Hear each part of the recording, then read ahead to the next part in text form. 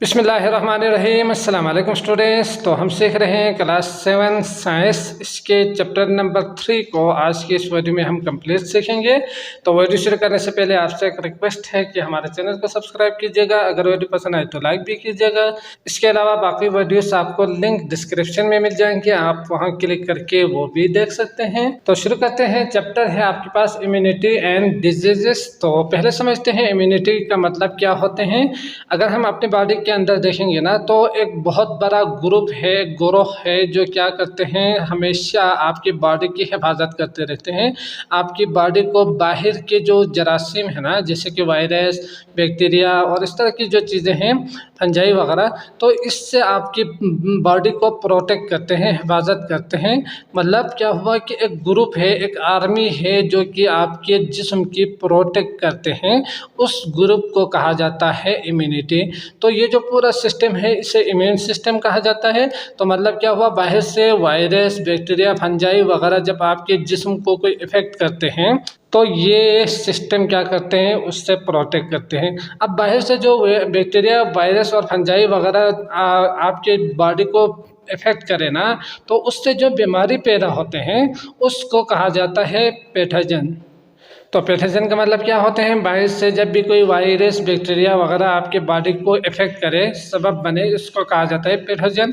तो इम्यूनिटी को समझने के लिए उसके 3 टाइप्स है, इसके कुछ पार्ट्स होते हैं, उसको हम 1 बाय 1 डिस्कस करेंगे ताकि अच्छी तरह से आपको इम्यूनिटी के बारे में समझ हो और आप इजीली एक्सरसाइज को कर पाए।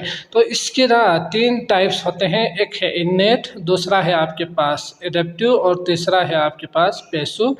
ये 3 तरह के आपके पास इम्यून सिस्टम पाए जाते हैं आपके बॉडी के अंदर। पहला है आपके पास इन्नेट, दूसरा है आपके पास एडेप्टिव और तीसरा है पैसिव इम्यून सिस्टम।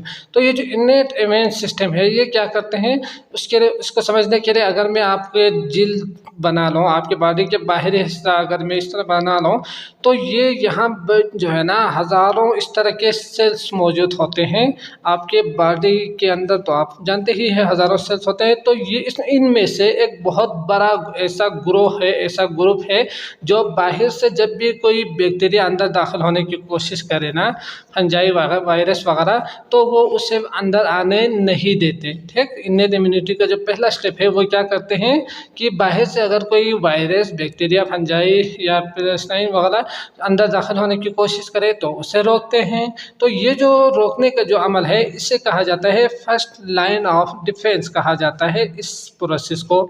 अब अगर किसी वजह से, जिसमें वो सबब क्या हो सकते हैं, आपके बॉडी को कट लग सकते हैं, खराश हो या किसी हादसे की वजह से कोई कट ज़ख्मी हो ना आप, तो उस सूरत में कुछ बैक्टीरिया, फंजाई वगैरह अंदर दाखिल होते हैं। तो दाखिल होने के बाद क्या करते हैं, अंदर बैठे हुए जो कुछ सेल्स है वो रिएक्ट करते हैं, फिर उसे जल्दी से मार देते हैं, किल कर देते हैं, वहाँ से ख़त्म कर देते हैं। तो ये जो सिस्टम है इसे कहा जाता है सेकेंड लाइन ऑफ डिफेंस, जिसमें क्या होते हैं, अंदर दाखिल होने के बाद उसे ख़त्म कर देते हैं, मार देते हैं। तो इसे कहा जाता है सेकेंड लाइन ऑफ डिफेंस। तो इस तरह ये पूरा जो इन्नेट इम्यूनिटी है, ये इम्यून सिस्टम है, ये काम करते रहते हैं। और जब भी बाहर से कोई दाखिल होना चाहो तो उसे रोकते हैं, पहला काम।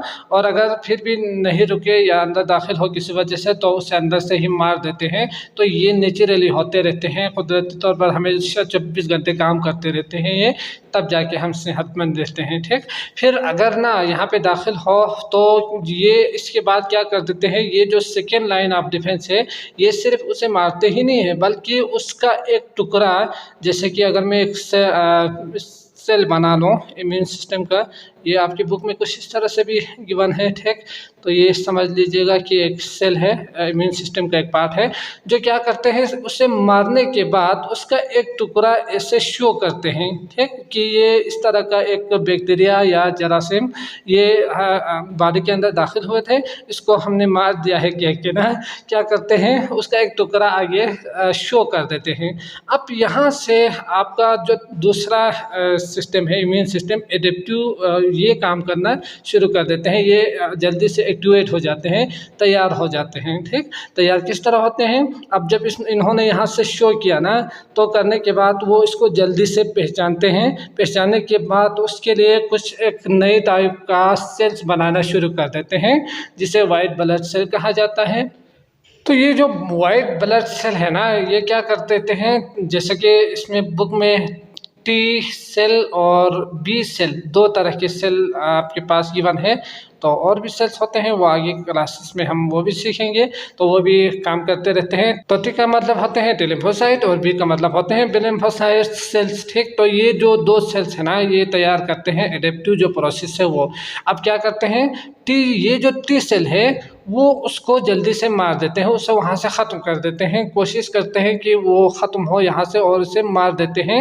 और बाकी जो सेल्स है वो उसको भी तैयार रखते हैं कि जब भी इस तरह की कोई बैक्टीरिया आपके बॉडी के अंदर दाखिल हो तो उसे किस तरह से मारना है उसके लिए तैयार रखते हैं, और जब भी दाखिल हो तो वो उसे मार देते हैं, ख़त्म कर देते हैं। इसके बाद क्या होते हैं, ये जो 20 सेल है ना, ये जब इसको पहचानते हैं कि किस तरह का ये बीमारी है, वायरस है या जो भी है, तो उसको पहचानने के बाद एक एंटीबॉडीज़ तैयार करना शुरू कर देते हैं आपके बॉडी के अंदर। एंटीबॉडीज़ मतलब एक प्रोटीन तैयार करते हैं, वो प्रोटीन उसके साथ मुकाबला कर सके, उसको मार सके, ऐसा एक दवाई समझ लीजिएगा या जहर या बुलेट समझ लीजिएगा। ठीक, तो ये तैयार करना शुरू कर देते हैं, एंटीबॉडीज़ तैयार करते हैं। आप बाकी जो वायरस आपके बॉडी के अंदर दाखिल होना, जब भी इस तरह की वायरस या बैक्टीरिया या जो थ्रेड्स है वो आपके बॉडी के अंदर दाखिल हो तो इसके साथ वो मुकाबला कर सके, ऐसा एक एंटीबॉडीज़ तैयार करते हैं। ठीक, आपके जिस्म के अंदर।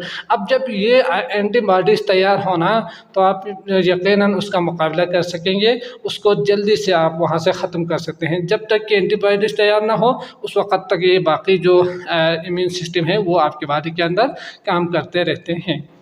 तो इसे मेमोरी सेल भी आप कह सकते हैं। ये क्या करते हैं, इसके जो दुश्मन है ना उसको पहचानते हैं और याद रखते हैं, याद रखने के बाद जब भी दाखिल हो उसे मार देते हैं, उसे ख़त्म कर देते हैं। तो ये जो एंटीबॉडीज़ है उसको आप अगर चाहो ना तो डेवलप भी कर सकते हैं, स्ट्रेंथ उसे दे सकते हैं वैक्सीन की मदद से। ठीक, तो इसका जो अगला जो स्टेप्स है, अगर कभी कभार क्या होते हैं कि आपके बॉडी के ये जो पूरा इम्यून सिस्टम है ना वो काम नहीं करते। क्यों नहीं करते, क्योंकि जो स्नेक का काटना या कुत्ते का जो काटना है, इस तरह के जो मसले हैं उसमें क्या होते हैं कि जो जहर है वो आपके बॉडी के अंदर बहुत ज़्यादा तेज़ी के साथ फैल जाते हैं, और वो जहर इसको ये जो इम्यून सिस्टम है उसको ख़त्म नहीं कर सकते। यूँ समझ लीजिएगा कि ये जो जहर है ना ये 2 4 8 करके इस तरह से बढ़ते रहते हैं, और आपके पास जो इम्यून सिस्टम है वो किस तरह काम करते हैं, 1 2 3 करके इसे मार देते हैं। अब ये जो प्रोसेस है, ये जो बढ़ने का जो अमल है, अगर ज़्यादा हो तो यकीनन वो आपके लिए नुकसानदा होंगे। जैसे कि आजकल कोरोना वायरस है वो क्या होते हैं, इसी तरह आपके बॉडी के अंदर बहुत ज़्यादा तेज़ी के साथ फैलते थे, इस तरह आप बीमार हो सकते थे। ठीक, तो इसलिए हमें क्या करना है, अब तीसरा हमें खुद करना होता है, बाहर से कोई वैक्सीन यूज़ करना होता है, वैक्सीन। तो ये जो वैक्सीन है ना, वैक्सीन ये ऑलरेडी प्रिपेयर्ड एंटीबॉडीज़ होते हैं, जो पहले से तैयार शुदा एंटीबॉडीज़ होते हैं ना, ऑलरेडी प्रिपेयर पहले से तैयार रखते हैं और इसे बॉडी के अंदर इंटर कर देते हैं। इससे क्या होंगे, आपके 20 सेल को स्ट्रेंथ पहुंचेंगे, फिर एंटीबॉडीज जल्दी से तैयार होंगे, फिर आप उसे जल्दी से मार सकेंगे, ख़त्म कर सकेंगे, वहाँ से वायरस को ख़त्म कर सकेंगे। तो ये बाहर से हमें अमल दखल करना होता है। और ये आपके पास इसमें एक लफ्ज़ भी था, फर्स्ट सेकेंड है, तो ये थर्ड लाइन ऑफ डिफेंस कहा जाता है इसे, तो ये भी आपने याद रखना है। इसे थर्ड लाइन ऑफ डिफेंस कहा जाता है एडेप्टिव को। और इसके बाद प्रेशर काम करते हैं। इस तरह ना आपका जो पूरा बॉडी है वो हमेशा सेहतमंद रहते हैं, तंदुरुस्त रहते हैं, और आपके बॉडी के अंदर इस तरह प्रोसेस होते रहते हैं। ठीक, तो ये जो स्ट्रेंथ है इसको भी आप अच्छी तरह से ख्याल रखिए, इसको बढ़ा सकते हैं। इम्यूनिटी जो सिस्टम है, इम्यून सिस्टम, उसके स्ट्रेंथ में इजाफा कर सकते हैं। उसके लिए आपने क्या करना है, फ्रूट बहुत ज़्यादा यूज़ करना है, पानी बहुत ज़्यादा पीना है, वक़्त पे सोना है, लोगों के साथ खुशी के साथ मिलना है, और इसके साथ अगर ज़रूरत हो, जिस तरह आजकल कोरोना वायरस की वजह से आप जानते ही हैं कि वैक्सीन यूज़ करना होता है। वैक्सीन यूज़ क्यों करते हैं यह भी हमने सीखा, तो आप इस तरह वैक्सीन भी यूज़ करेंगे ताकि आपका जो ये पूरा इम्यून सिस्टम है ना उसको स्ट्रेंथ मिल सके। आप जो बाहरी बैक्टीरिया वायरस वगैरह है उसका आप मुकाबला कर सकें। ठीक, तो ये कुछ चीज़ें आपने हमेशा करते रहना है। इसके बाद इन्फेक्शियस जो डिजीज़ है उसमें आपने कोविड-19, डेंगू, आपके बुक के अंदर जो दिया हुआ है टाइफाइड, हेपेटाइटिस बी, इनका भी आपने स्टडी करना है। ठीक, तो ये मैं आपके लिए छोड़ रहा हूँ, आप इसको एक बार स्टडी कीजिएगा। कोरोना वायरस के जो काज है, सिम्टम्स है, डायग्नोस्टिक टेस्ट है, क्या क्या कर सकते हैं, कि तो आप कैसे पता कर सकते हैं, ये तमाम चीज़ें उसमें दिया हुआ है। तो आपने एक दफ़ा उसको भी स्टडी करना है। समझ गए? तो आते हैं, हमारा एमसीक्यूज दिया हुआ है पार्ट ए में, उसको अच्छी तरह से समझ के करने की कोशिश करते हैं। पार्ट ए है MCQs, choose the correct option दिया हुआ है, आपने चूज कर देना है, सही या सर्कल लगा दीजिएगा। ठीक, पार्ट 1 है when the skin is damage, जब स्किन डैमेज हो जाए तो bacteria enter in our bodies, फिर क्या होंगे, बैक्टीरिया अंदर दाखिल होंगे बॉडी के अंदर। विच line of defence is cross, तो इसने किस लाइन को क्रॉस किया है, first line, second line, third line जो हमने सीखा। तो पहला काम क्या था, ये अंदर आने से रोकना। जब ये अंदर आ जाए ना तो इसका मतलब इन्होंने किस लाइन को क्रॉस किया है, पहला जो फर्स्ट लाइन डिफेंस है उसको क्रॉस किया है, तो यकीनन फर्स्ट लाइन डिफेंस होंगे। तो विच line of defence is cross by this bacteria, तो फर्स्ट लाइन होंगे। सेकेंड लाइन में आने के बाद, अंदर दाखिल होने के बाद जो प्रोसेस है वो होते थे सेकेंड लाइन डिफेंस में। ठीक, तो वो उसको मार देते हैं।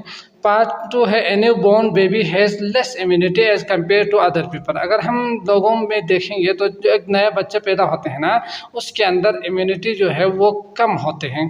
तो कौन सा इम्यूनिटी कम होते हैं compare to other people, the baby has only innate immunity, adaptive immunity, passive immunity, तो ये नेट और नेचुरल दोनों दिया हुआ है। तो इसमें क्या होते हैं, उस बेबी के अंदर सिर्फ इन नेट इम्यूनिटी होते हैं, जो बाहर से क्या करते हैं, बैक्टीरिया वगैरह को अंदर आने से रोकते हैं, इसीलिए इसके अंदर लेस इम्यूनिटी होते हैं। कंपेयर करेंगे अगर बाकी जो लोग हैं उसके हिसाब से अगर देखेंगे तो बाकी लोगों के अंदर तो बाकी दो जो एडेप्टिव और पैसिव जो है ना इम्यूनिटी वो होते हैं, तो वो बहुत ज़्यादा तेज़ी के साथ बाकी तो वो मार देते हैं बैक्टीरिया वायरस को। तो यहाँ पे उसके अंदर ना इननेट इम्यूनिटी है सिर्फ, इसलिए इसके अंदर इम्यूनिटी लेस पाए जाते हैं। पार्ट 3 है the army of your body has special bullet which can identify the enemy and kill it, तो जो आर्मी बैठा हुआ है आपके बॉडी के अंदर, तो हमने उसको सीखा था इम्यूनिटी ही है ना, group of immunity, immune system कहा जाता है।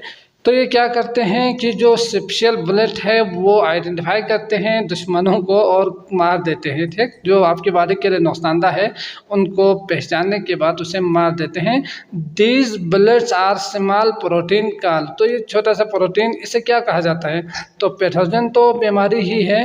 वायरस यहाँ पे अगर आप देखेंगे तो वायरस तो वो खुद बीमारी फैलाते हैं और बैक्टीरिया खुद यही है। तो एंटीबॉडीज़ क्या है, एक ऐसा प्रोटीन है जो आपके बॉडी को क्या करते हैं, तहफ़्फ़ुज़ फराहम करते हैं। ये जो 20 हमने सीखा, क्या सीखा था, 20 सेल है और ये जल्दी से एंटीबॉडीज़ तैयार करते हैं और आपके पूरे जिस्म में जहाँ पे भी बैक्टीरिया वायरस वगैरह हो उसको जल्दी से मार देते हैं। तो ये है एंटीबॉडीज़।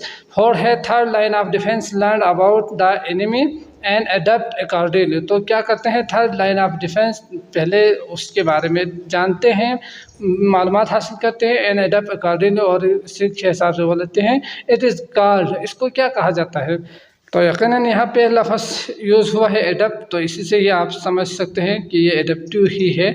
तो एडेप्टिव लर्न इम्यूनिटी है, तो आपने इसके ऊपर टिक कर देना है। बाकी जो innate immunity first line, second line, passive, तो ये बाहर से वैक्सीन यूज़ करके हम इसे यूज़ करते हैं ना, तो ये आपको क्या है, एडेप्टिव है, तो आपने इसके ऊपर टिक कर देना है।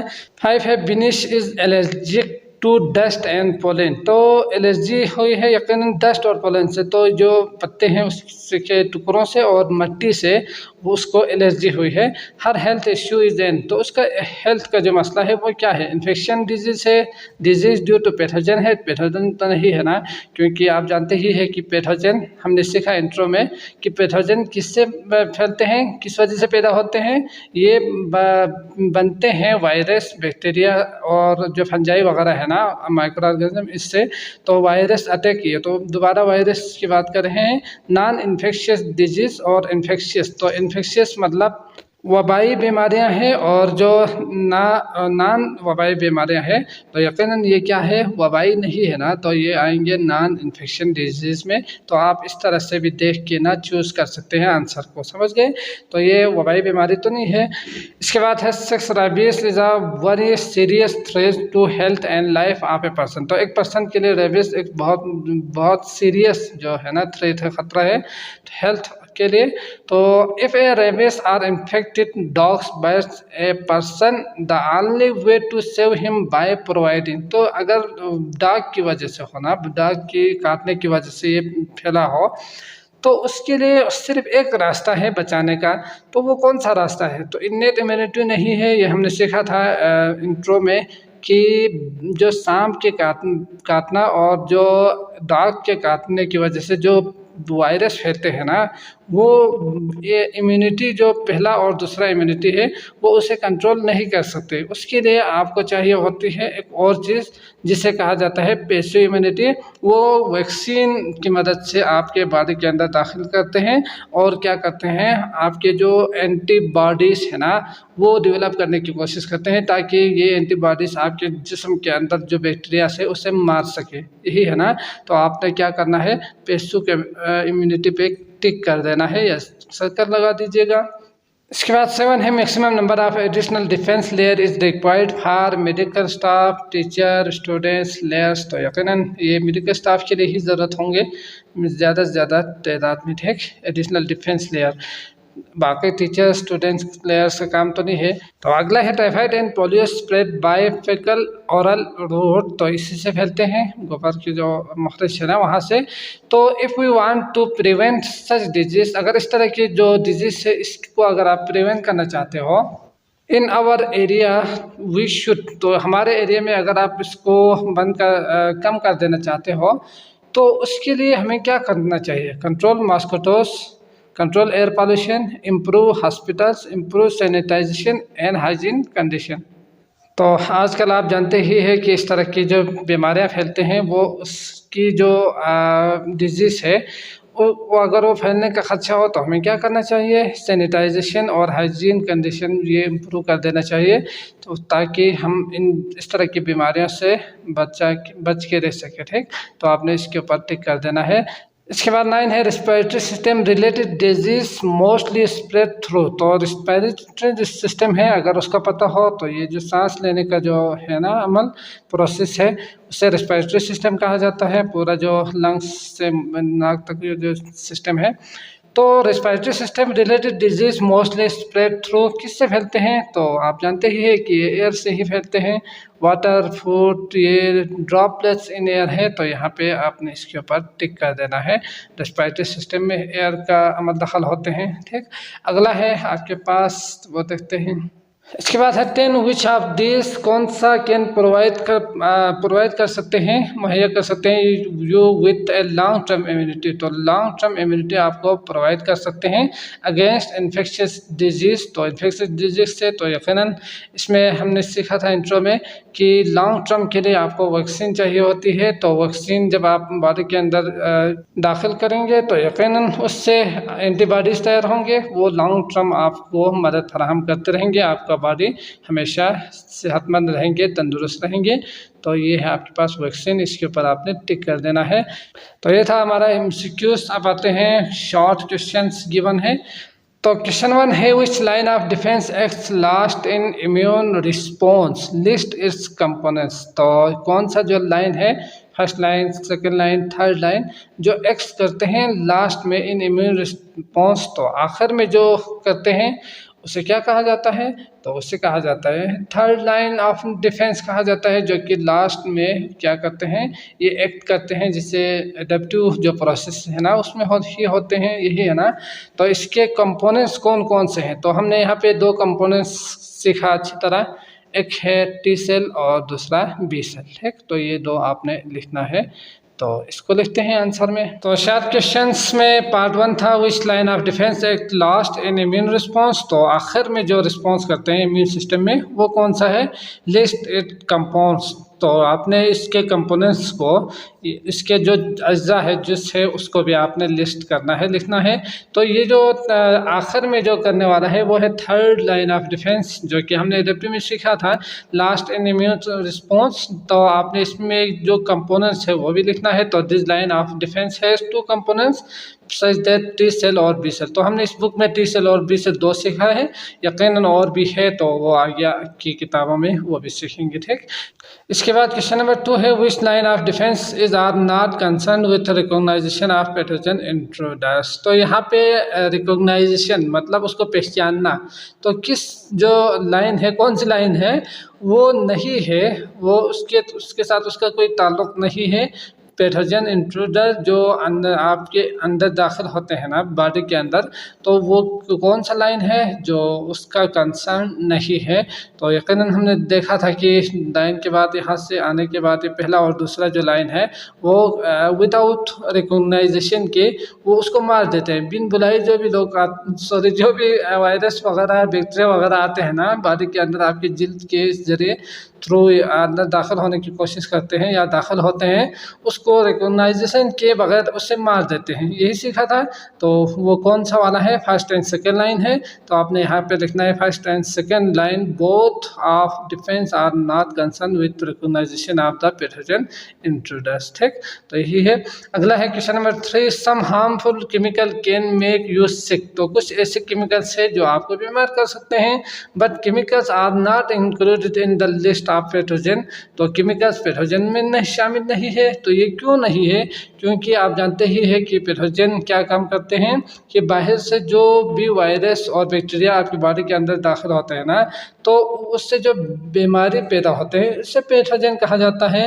और वो यकीनन ज़िंदा ही रहते हैं, यकीनन वो लिविंग ऑर्गेनिज्म है, नॉन लिविंग ऑर्गेनिज्म वो नहीं है। जबकि केमिकल जो चीज़ें हैं वो नॉन लिविंग है, यकीनन वो माइक्रो ऑर्गेनिज्म नहीं है। तो इसलिए आपने क्या लिखना है कि ये जो केमिकल चीज़ें हैं नॉन लिविंग होने की वजह से ये इसमें शामिल नहीं है, ठीक। तो इसी को लिखना है, लिख के दिखाते हैं।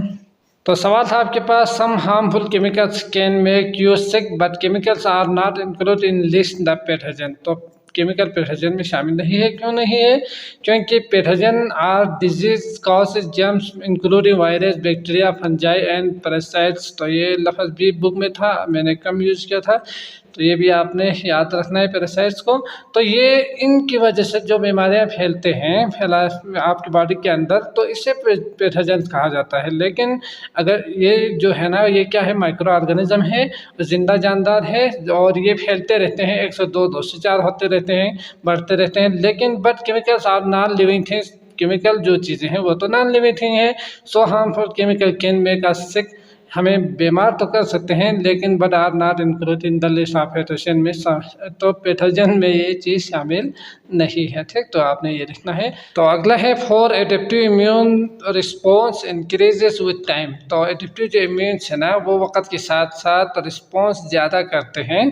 वाई, क्यों करते हैं, तो हमने एमसीक्यूज में भी सीखा था कि एक बच्चा जब पैदा होते हैं तो उसका सिर्फ इन्नेट इम्यूनिटी काम करते हैं, जो इम्यून सिस्टम है वो। इसके बाद वक्त के साथ साथ बाकी जो सिस्टम भी काम करते रहते हैं, ठीक। तो एडेप्टिव इम्यून से रिस्पॉन्स करते हैं, वक्त के साथ साथ ज़्यादा रिस्पॉन्स करते हैं। इसकी वजह वैक्सीन और बाकी जो रिस्पॉन्स है ना पैथोजेंस की बहुत ज़्यादा मकदार में बॉडी के अंदर दाखिल होना, इसी वजह से ये क्या करते हैं, बहुत ज़्यादा रिस्पॉन्स करते हैं, इंक्रीज होते हैं, रिस्पॉन्स करते हैं बहुत ज़्यादा, ठीक। तो adaptive immune response increase with time due to vaccine की वजह से एंड एक्सपोजर ऑफ पैथोजेंस की वजह से। तो ये आपने लिखना है।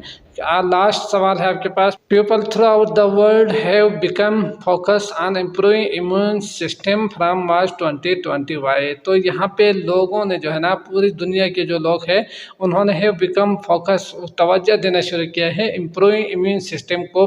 इम्प्रूव किस तरह करें, फ्राम मार्च 20 से तो ये क्यों? तो अगर आपने पूरी लेक्चर अच्छी तरह से देखा है तो यकीनन इसका भी आंसर आपको बहुत ज़्यादा ईजी होंगे, आप खुद लिख पाएंगे वो क्यों था। क्योंकि जो कोरोना वायरस है ना, उसकी वजह से लोगों को पता चला कि आपके इम्यून सिस्टम को स्ट्रांग करना कितना ज़्यादा ज़रूरी है। आपको बॉडी के अंदर एंटीबॉडीज़ तैयार करने की जो सलाहियत है ना, उसको किस तरह से बढ़ाना है या उसके अंदर वायरस को किस तरह से ख़त्म करना है, ये चीज़ लोगों को पता चला। फिर लोगों ने क्या किया, इसके ऊपर बहुत ज़्यादा रिस्पॉन्स करना शुरू कर दिया, फोकस इनके ऊपर। यकीनन यही है ना कि आपने इम्यून सिस्टम को जब स्ट्रेंथ देंगे, ताकत देंगे, तो हमारा बॉडी महफूज रख सकते हैं। तो इसके लिए उन्होंने वैक्सीन बनाना शुरू किया और बाकी जो चीज़ें हैं जैसे कि मास्क लगाना, बाकी जो चीज़ें हैं, ये चीज़ें करके आप इम्यून सिस्टम को जो है ना मजबूती या स्ट्रेंथ दे सकते हैं, ताकि आप अपने बॉडी को इन बीमारियों से महफूज रख सके। ठीक, तो इसके बारे में तो बहुत कुछ हम जानते ही हैं कोरोना वायरस की वजह से। तो लिखते हैं इसी को। तो क्वेश्चन है, people throughout the world have become focus on improving immune system from March 2020। ठीक, वाई, क्यों? तो कोविड-19 या कोरोना वायरस, तो कोविड-19 का मतलब आप जानते ही है, कोरोना, विद का मतलब वायरस और 19 का मतलब 2019 में ये फैला था चाइना से। ठीक, तो इसीलिए कोविड-19 का शॉर्ट फॉर्म में लिखते हैं। तो corona virus badly effect all those people having week immune system. तो कोरोना वायरस इसी वजह से इम्यून सिस्टम की वीकनेस की वजह से ना बहुत ज़्यादा इफेक्ट करते हैं बॉडी को। So people having become focus on improving immune system, इसीलिए लोगों ने इस इम्यून सिस्टम को के ऊपर बहुत ज़्यादा फोकस किए। कब से? फ्राम मार्च 2020 से। ठीक, तो यही लिखेंगे। तो मैं उम्मीद करता हूँ आपको ये लेक्चर अच्छी तरह से समझ में आ चुका होगा। अगर आए हैं तो लाइक कीजिएगा, कमेंट में अपने फीडबैक दीजिएगा, ताकि अगली वीडियो आपको इससे भी बेहतर करके अपलोड कर सकूं। ठीक, बाकी वीडियोस आपको लिंक डिस्क्रिप्शन में मिल जाएंगे, आप वहाँ क्लिक करके देख सकते हैं। तो मुझे इजाज़त दीजिएगा, अल्लाह हाफिज़।